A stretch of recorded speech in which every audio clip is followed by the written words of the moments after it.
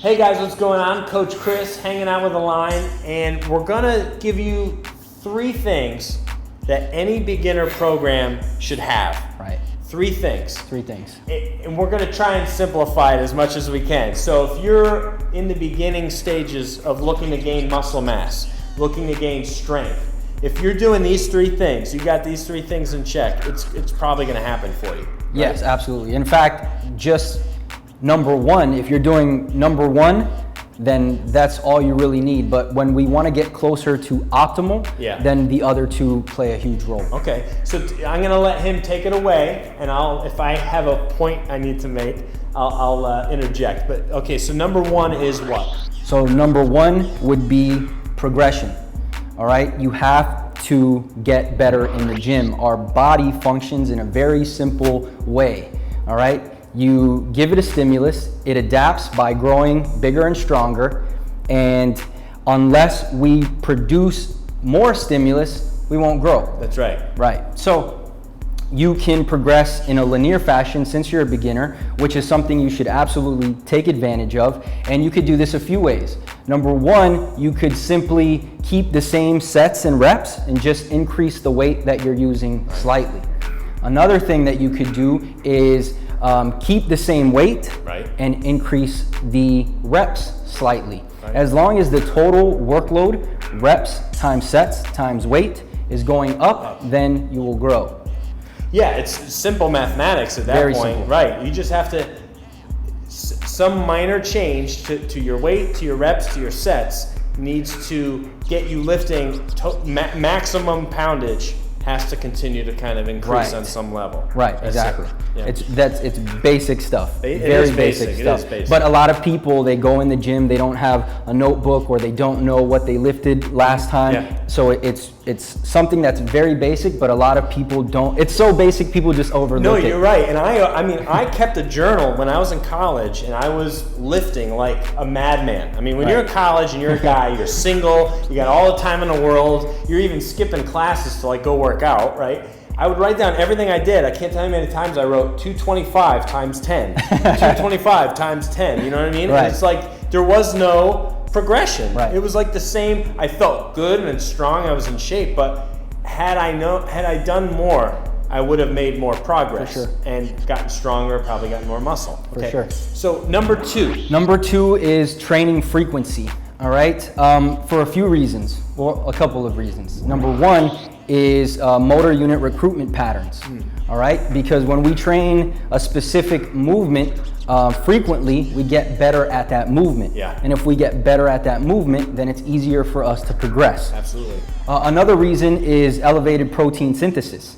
And I'll give you an example. Let's say you're on a quote-unquote bro split, where you have chest on Monday, you know, back on Tuesday or bro whatever. Science. We like bro science on Critical Bench. So what's going to happen is you're going to go in and you're going to hit the chest and you're going to elevate protein synthesis, which is a great thing. Right now we're repairing and building muscle on your chest. Right. But what's going to happen is that after about 48 hours, that's going to go back down to baseline. You're not going to increase that protein synthesis until next week on Monday when you hit your chest again. Right.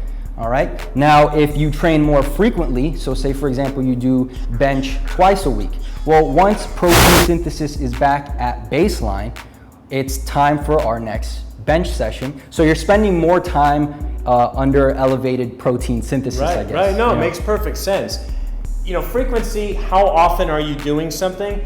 You don't need 7 days to rest before your next chest workout, you know? Right. Even power lifters, they have a strength day with lower rep ranges and higher loads, and they usually have like a speed day. Right. To work on their endurance and stuff. And so they're benching every like 3 or 4 days or something like that. I do a DUP, I bench 3 times a week. I know guys who bench 4 times a week. The thing is that there's a thing called the repeated bout effect. And what science has shown is that the more frequently we train a muscle, the faster our body has to adapt for that muscle to recover. Right? So it begins to recover that muscle faster, so we're ready for that stimulus again. So when you're actually, now you're playing with frequency, and if you're doing progression, sure, now you're get the best of both worlds. Right, exactly. Yeah. And then thirdly, where are people going wrong when they're starting out in this? They're just trying to specialize weak points. They might say, how can I get my arms bigger, or how can I get my shoulders bigger? When in reality, your whole body is a weak point. So you should really focus on the big, heavy compound lifts. Not to say you shouldn't do curls or tricep pushdowns, you absolutely should, but they should not be the focal point of your workout. So you shouldn't be trying to switch things up because, again, going back to frequency, you're not going to get the same motor unit recruitment patterns as you would as if you stuck to the same big, heavy compound lifts. That's right. So I guess focus on just overall size instead of, maybe bigger arms or a bigger. It's so true, and it's really comes down to connecting all the muscles of the body in a lift. Meaning, say on your chest day or a pressing day, right? You want to also like hit your triceps. That's cool.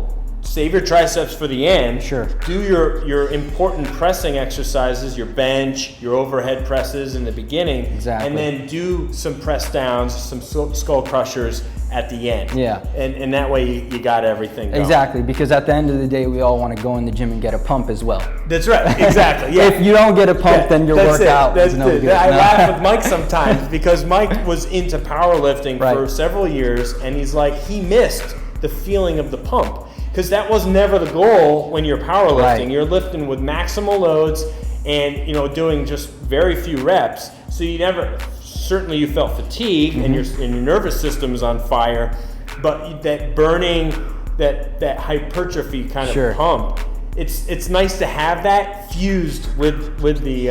I agree. I mean, obviously, if someone doesn't care about that, then don't. But most people who want to build size are gonna especially beginners. Exactly. Especially beginners. You want to feel that swollen, Right. Exactly. like Chandler Marchman says, who's great, swolegasm. Yeah. Calls it swolegasm. That's kind of it. You go to the grocery store right after your workout and you're like walking, feeling pretty good about yourself. If only that pump stayed, though. Yeah, I know. That's the key. If they can figure that one out, I want that pump to stay more than just 45 minutes. I want it to last for like 6 to 8 hours, but they haven't figured that one out yet. At least without synthetic help. Exactly.